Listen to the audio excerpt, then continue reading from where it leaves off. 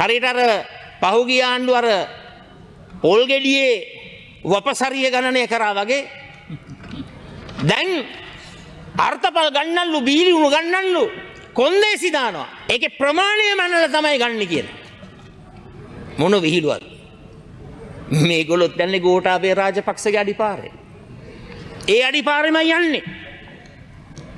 අපි දන්නවා අපි අහන්න කැමති අනුර කුමාර දිසානායක ජනාධිපතිවරයාගේ. බොහොම ඍජුවම අහනවා. ඇයි මෙහෙම රැවට්ටුවේ? ඇයි මෙලෙස ජනතාව මංමුලා කරේ? ඇයි මේ බොරුව කළේ?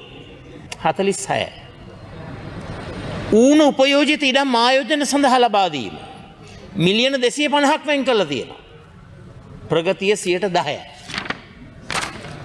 ඉතින් හිතා ගන්න පුළුවන්නේ 2025 අයවැයේ ප්‍රගතිය මේක නම් 2026 අයවැයේ යෝජනා වලට යන කල ගැන අමුතුවෙන් කියන්න දෙයක් නෙවෙයි.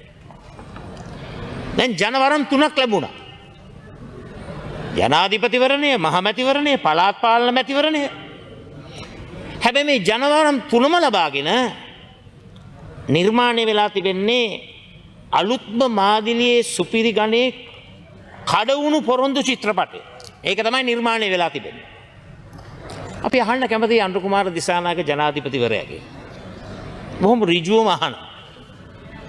ඇයි මෙහෙම රැවට්ටුවේ?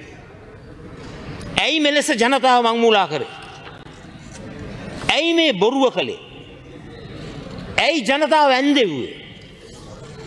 ඇයි ජනතාව අනාථ කරේ? ඔබ මේ කරපු දේ සාධාරණද? යුක්ති සහගතද? හරිද? නිවැරදිද? මේ රටේ ඉතිහාසයේ මෑත කාලේ මේ වගේ ඇන්දවිල්ලක් සිදු වෙලා නැහැ. කරපු පළවෙනි ලොකුම බොරුව තමයි IMF ගිවිසුම වෙනස් කරනවා කිව්වා. ණය තිරසර භාවයේ පිළිබඳ විශ්ලේෂණය DSA එක වෙනස් කරනවා කිව්වා. අලුත් ගිවිසුමකට ප්‍රවේශ වෙනවා කිව්වා. ඒකක්වත් කළේ නැහැ. දුප්පත් ජනතාව අනාථ කරා. ගොවි ජනතාව අනාථ කරා. කම්කරු ජනතාව අනාථ කරා. තාරුණ්‍ය අනාථ කරා. ස්වයං රැකියා ලාභී අනාථ කරා. ව්‍යවසායකින් අනාථ කරා. ව්‍යාපාර අනාථ කරා. කර්මාන්තකරුවන් අනාථ කරා. කාන්තාව අතරමං කරා. වතු ප්‍රජාව අනාථ කරා. දීවර ජනතාව අනාථ කරා. මුළු රටම ඇන්දෙව්වා. කොච්චර ඇන්දෙව්වද කිව්වොත් රාජ්‍ය සේවකින්ව යුනිෆෝම් එක පිටින් ගෙන්නලා ඇන්දෙව්වේ. යුනිෆෝම් එක පිටින් ගෙන්නලා තමයි බොරු කිව්වේ. එහෙව් ක්‍රියාදාමයක් තමයි අද අනුර කුමාර දිසානායක පාලනය තුලින් සිදු වෙලා තිබෙන්නේ. මතක තියාගන්න මේ ගැන අපි කතා කරේ අද නෙවෙයි. සති 3කට 4කට පෙර. උත්තරේ හම්බුණා ඔක්කොම හරි කියලා. කිසි ප්‍රශ්නයක් නැහැ කිව්වා. ඔක්කොම විසඳලා තියෙන්නේ කිව්වා. දැන් හිතා ගන්න පුළුවන්නේ මේ සභාවෙම ප්‍රබලින් නැගිට 27 ප්‍රශ්න අහනවට විරුද්ධ වෙන එක. ප්‍රශ්නේ දිග වැඩිලු. ප්‍රශ්නේ පරිමාණය වැඩිලු. ඒවා හරියට වෙලාවක් ගණනය කරනවා.